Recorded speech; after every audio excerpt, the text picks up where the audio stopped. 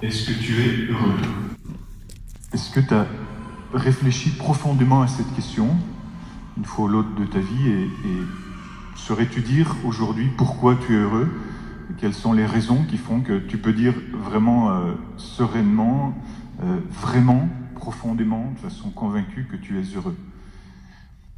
Je vais essayer de nous aider, parce que c'est une question que je me pose moi aussi, je vais essayer de nous aider de répondre à cette question. Quelle est la fête que nous célébrons aujourd'hui? C'est la fête du baptême du Seigneur. Que se passe-t-il? D'après vous, quel est le sens de cette fête? Je pense que chacun d'entre vous, vous avez compris que Jésus n'a pas besoin d'être baptisé. Alors qu'est-ce qu'il fait? Pourquoi est-ce qu'il n'a pas besoin d'être baptisé? Parce qu'il est sans péché, et parce que le baptême de Jean, c'est un baptême de repentir, un baptême de repentance pour le péché, donc lui, évidemment, il n'en a pas besoin. Que fait-il? Il s'immerge avec les pécheurs. Il plonge avec les pécheurs. Pourquoi? Parce que Dieu n'aime pas le péché, mais il aime les pécheurs. Dieu aime les pécheurs. La preuve, il nous aime. Alléluia. Nous sommes des pécheurs pardonnés. Nous sommes des pécheurs pardonnés, et par le baptême que nous avons reçu, que nous allons bientôt recevoir, nous sommes des pécheurs pardonnés. Donc Dieu nous aime, et c'est ce que Jésus vient montrer, c'est ce que Jésus vient donner comme signe fort.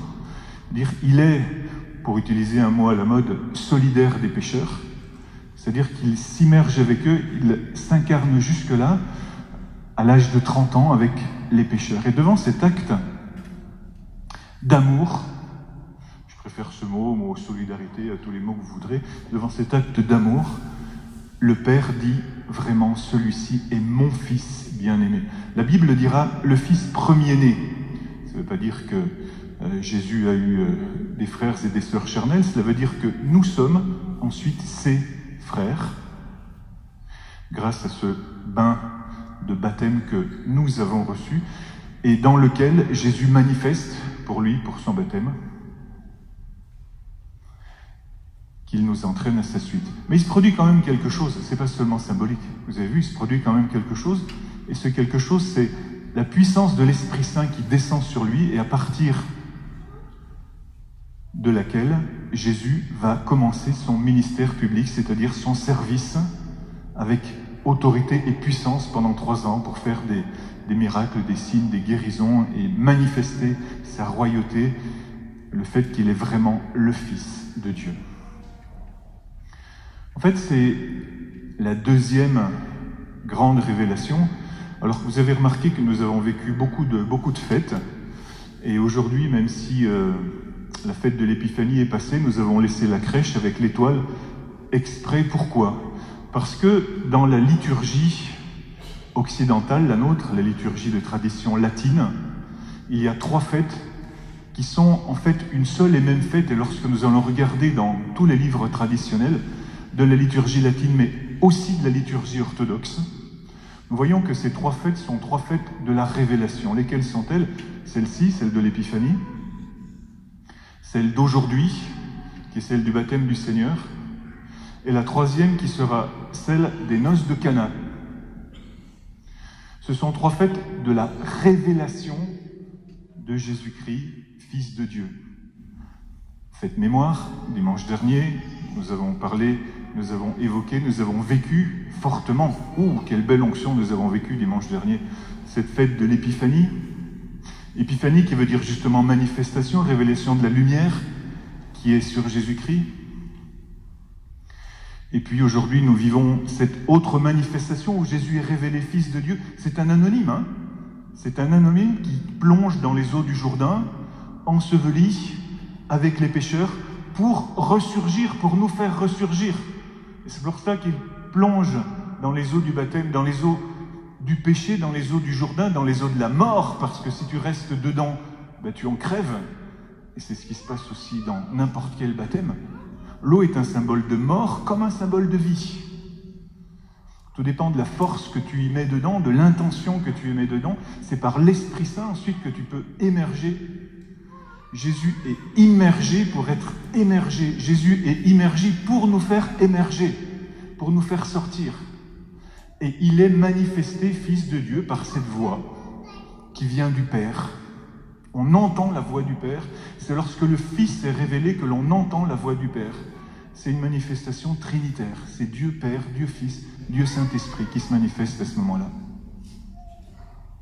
Puis la troisième révélation, c'est celle des noces de Cana, où Jésus est en train de manger bien tranquillement avec ses disciples. Et puis sa mère arrive, et puis, salut Romain, elle lui dit « Eh Romain, ils n'ont plus de vin. » Et Jésus, ils n'ont plus de vin. Et là va commencer cette mission de Jésus. Le premier miracle, il va accomplir son premier miracle. Il est dit à partir de ce moment-là, ses disciples crurent en lui. C'est curieux, vous voyez, nous pouvons être disciples sans encore croire. À partir de ce moment-là, ses disciples crurent en lui. Il y a des révélations progressives. Mon frère, ma sœur, je te souhaite aujourd'hui vraiment une accélération dans ta conscience chrétienne. Je te souhaite un accroissement de la révélation en toi. Parce que même Saint Jean, celui qui était le plus fin de tous les disciples, c'est au moment où il rentre dans le tombeau vide qu'il est dit « il vit et il crut » 3 ans après. T'en es où de tes révélations? Où en es-tu de tes révélations? Je désire fortement pour toi, comme pour moi, qu'aujourd'hui nous entrions plus avant dans cette révélation des fils de Dieu. Alléluia. Je désire que vous le désiriez vraiment fortement, frères et sœurs. Je désire que vous soyez dans une attente folle, cette même attente que nous décrit aujourd'hui la parole de Dieu qui vient de nous être annoncée. Regardez cette ferveur, regardez cette attente. Le peuple venu auprès de Jean le Baptiste était en attente. Est-ce que tu es en attente? Et tous se demandaient en eux-mêmes si Jean n'était pas le Christ. Alors Jean s'adressa à tous. Moi je vous baptise avec de l'eau, mais celui qui vient est plus fort que moi, il va vous baptiser dans l'esprit et le feu. Il y a un déploiement de puissance. Il y a un déploiement de puissance. Et le texte continue. Comme tout le peuple se faisait baptiser. Il y a une attente messianique extraordinaire à ce moment-là. Et c'est parce qu'il y a cette attente, peut-être le fruit d'une longue patience, même d'une longue patience de ta vie, où tu attends cette révélation des fils de Dieu, ton cœur l'attend. Est-ce que ta conscience l'attend? Ou est-ce que tu attends juste que ça passe? Si tu attends que ça passe, ça passera, t'inquiète pas. Mais ça se passera sans toi. Et Dieu aura été immergé et émergé pour rien. On peut passer à côté vraiment de la grâce de Dieu. Et c'est pour ça qu'aujourd'hui, vraiment, je vous supplie vraiment de tout mon cœur de ne pas être non attentif à cette grâce que Dieu veut vous donner aujourd'hui, en ce jour. Et à Cana, à partir de ce moment-là, ses disciples crurent en lui. Ces 3 signes, ces 3 moments sont 3 moments fondamentaux de la révélation du Fils de Dieu. C'est le travail du Saint-Esprit.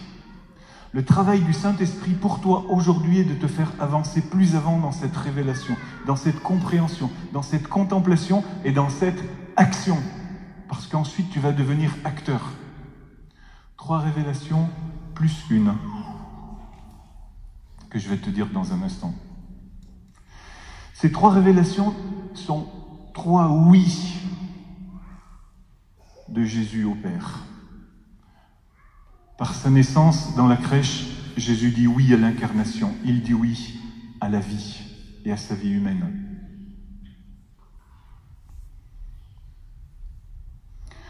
Par le baptême, il dit oui à cette vie surnaturelle où il est manifesté, où des choses extraordinaires vont se passer. Il dit oui à une vie, c'est étonnant de le dire pour Jésus, pardonnez-moi, mais je le dis quand même, il dit oui à une vie chrétienne, il dit oui à sa vie christique.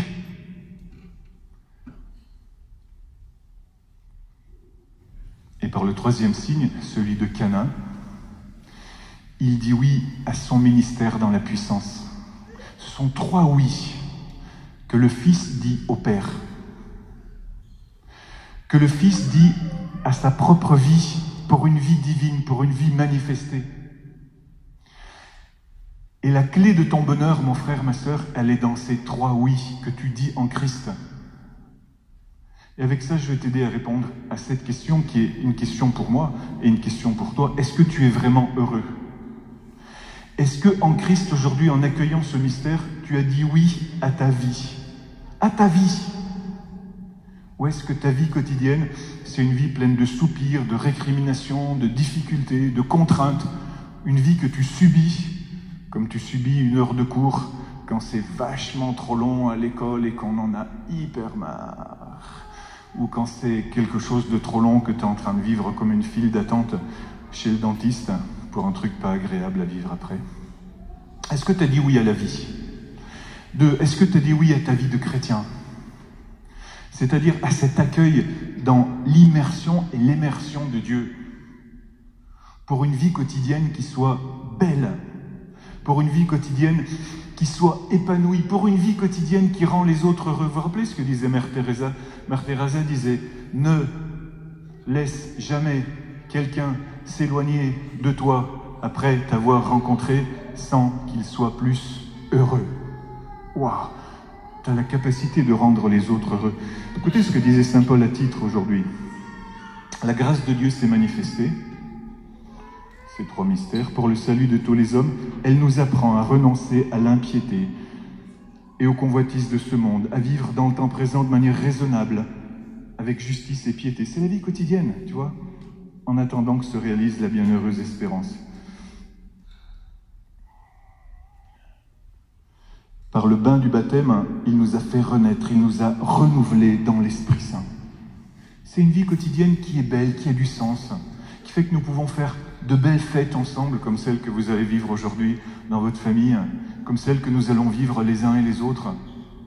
Et le 3e signe, celui des noces de Cana, ton 3e oui à la vie, c'est de dire oui, moi j'ai reçu une telle puissance dans l'Esprit Saint que je peux même accomplir des signes surnaturels et changer le cours de l'existence. C'est difficile ce que je vois aujourd'hui dans le monde, dans l'actualité. Et soit je me dis c'est trop horrible, soit je fais semblant que ça n'existe pas, et donc je vis ma vie, soit je prends cette autorité qui m'a été donnée dans mon baptême, et peut-être que je vais être besoin d'être secoué, peut-être que Marie va venir me dire « Hey, ils n'ont plus de vin !» Peut-être que l'Église, parce que Marie, c'est l'Église, va te dire « Hey, il y a un appel pour toi !» Tu sais que cette semaine, il faut démonter la crèche. Hein. Il y a un appel pour toi, et chacun a sa place. Et chacun a sa place. Tu nous fais un bon petit repas jeudi. Et chacun a sa place. Et vous avez tous une place extraordinaire par votre densité, capacité de prière. Par cet appel, j'étais tellement heureux jeudi que tu es, je ne te dis pas ton nom, voilà, que tu aies emmené une jeune au HDGR, justice, tant pis, je le dis, parce que tu as été une apôtre. Parce que tu as été une apôtre. Dans ton groupe d'adolescents, quand tu emmènes quelqu'un dans ton groupe de jeunes, lorsque à la messe du dimanche, tu emmènes quelqu'un qui n'est pas allé à la messe depuis longtemps, tu prends ta place et tu changes le cours de l'histoire. Parce que tu changes la vie de quelqu'un. Parce que tu impliques quelqu'un dans une dimension de bonheur. Et ça te donne le bonheur. Ça, c'est un oui à la vie surnaturelle qui est à l'intérieur de toi. Et puis nous avons vu,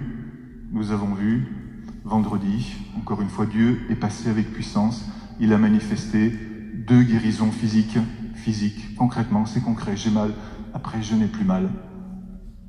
Quelque chose qui change. Mais tu n'es pas obligé d'aller jusque-là. Si ce truc-là te fait peur, ok, reste.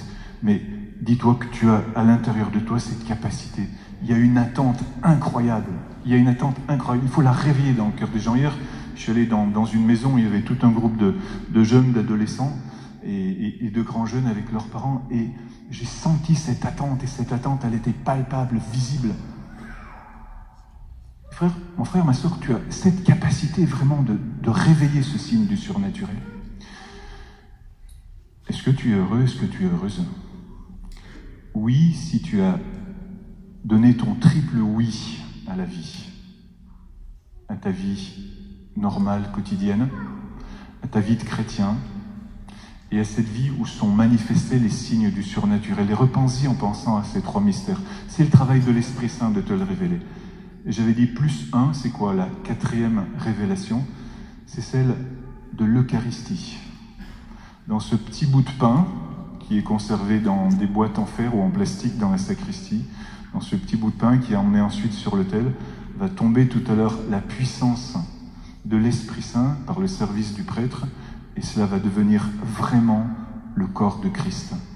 Et ça, c'est une révélation que l'Esprit Saint veut te donner pour que tu entres avec émerveillement et avec joie et avec ferveur et avec densité dans ta vie chrétienne pour être animé vraiment par le bonheur que Jésus est venu te donner sur la terre.